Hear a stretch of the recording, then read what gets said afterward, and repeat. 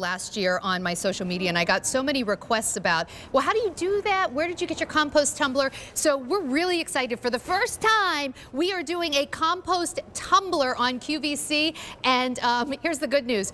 Yours is so much better than mine. So you're going to get one that I think is even easier. 4 easy payments of $19.91. And it's super, super easy. Just take all your vegetable scraps, even your coffee grounds, your leaves, you can use twigs, you can even use a little bit of dryer lint if you want, and you put it in this tumbler and see what's coming out?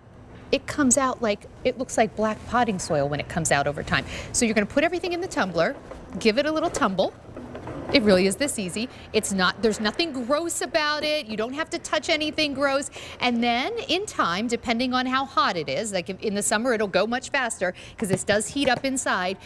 It turns into the most nutrient-dense compost that you could put on your garden. This is a must, I think, for all gardeners, and this size is perfect because 13 gallons is going to give you a lot of compost, but not take up a lot of space. I want to say hello to Nancy Brandmuller, and this is the very first time we've ever presented this. Okay, so Nancy, I have to tell you, this is such a better composter than mine, and I absolutely paid way more for my tumbler. So I'm so excited for people who are going to do this for the first time. I am too, and I'm so excited that gardeners on QVC now can take their table scraps, their garden scraps, and like you even said, you know, coffee grounds as well as lint and little pieces of cardboard, and they can turn it into beautiful soil to help your plant and give you something that's going to be really good for your plant. So this is a 13-gallon composter, and you can start using it right now, even in the winter. Please use it right now. Yeah. Yes, absolutely. Get it started. Then it's going to be ready. It's going to be getting ready for the soil that you're going to be planting, maybe your seedlings or your flowers that you're planting. And what you're getting is a really easy to use, easy to assemble composter. It's got a handle that if you want to move it somewhere, you can. It's got these rollers right here.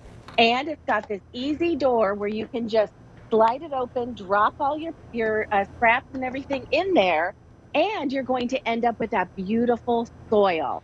And it comes with a great guide that's going to help you know all the things that you can put in there and give you recommendations of things that you shouldn't, so you don't have to memorize it. But you're going to be adding in your table scraps, your fruits and vegetables, coffee grounds, your grass clippings. They have them, those are the things that are rich in nitrogen, and those are called the green items. Then you can also put in eggshells if you want, best if they're crushed. But you also are going to add things that are rich in carbon, and those are called the brown things. It doesn't really have to do with the color of them. It just has to do with what they call them green and brown. Leaves, pine needles, cardboard, dryer lint even, and sawdust. And all of those things are going to mix together with something that we have around, air and water, and that's going to produce the beautiful soil that you're going to be adding to your plant. It's really cool. Yeah, and you can see, like, there's certain things you don't want to put in your composter. So you don't want to put in like meat or anything with like fats in it. So like you don't want to put a vegetable in there that you say have like deep fried or something, right? You don't want to put animal droppings in there. Anything like a plant that's a weed. You don't want to pick a dandelion and stick it in your composter. But here's what's so great about this.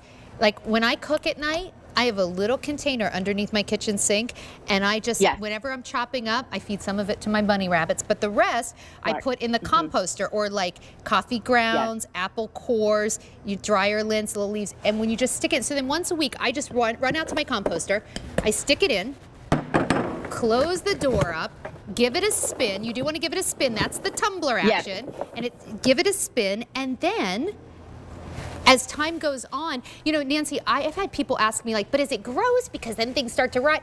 It is amazing because you never even get your hands dirty, but when it turns into compost, it turns into what looks like potting soil. Like it's amazing for the garden. It is, and that tumbling action is what's going to add the aeration. From time to time, you are going to add some water in there. And I'm going to show you the inside because I want you to see what's happening and why you don't have to add. Let me see here if I can get this just right. There we go.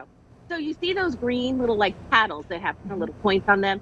And then also the back part of the handle has points too. that's what's going to mix it around so that you don't have to put your hands in there. That's And right. so when you're tumbling it, it's adding that aeration, it's mixing the water with it, it's mixing everything together. And I would suggest that you do that about every 2 days once the weather starts warming up. Right now, go ahead like you've been doing. Just go ahead and add and layer those green and brown elements in there. Mhm. And then you don't have to be tumbling it because that's going to help it create the heat. And if you want to put this kind of just outside your door, make sure the sun's getting to it. That's going to help with the decomposition and help with the speed up that composting It's mechanism. so And cool. there you can see, you can carry it to somewhere else if you want Look, to, even okay, if but you look want what to just comes put it out. Like right in your that's garden. your vegetable scraps turn Yes. into this beautiful mixture that looks like potting soil. Now there's also a tray right here.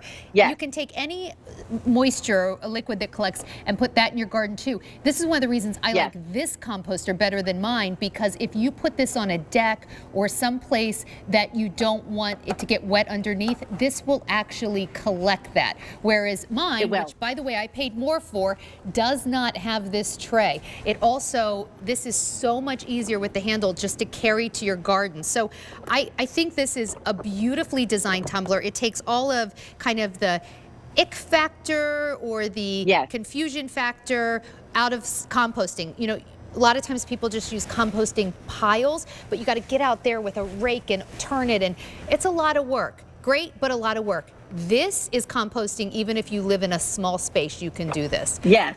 Exactly. Yeah. Exactly. And as you can see, I was just carrying it. Here is the drip tray, and there's little aeration holes right here. And so as you're turning it, if any moisture leaks down, it's okay because that's going to catch it and then just pour that out in your garden. But again, this is super durable. It's Yeah. made out of, polypropylene, and it's just really lightweight when you're setting it up. But you're going to fill it up even now. Give it a tumble. Once it starts getting warmer, then you're going to end up with all that wonderful soil to be able to put in your plants and in your garden. That's right. So that you can have the most wonderful garden. Yeah, why throw away your food scraps when you can turn them Right. into something that's so good for your plants? It is a very easy way to recycle. And then, it's nice too, because then you don't have to buy compost from a garden center, which can actually be expensive. You can just make your own with things that you were having for dinner. Thanks so much, Nancy.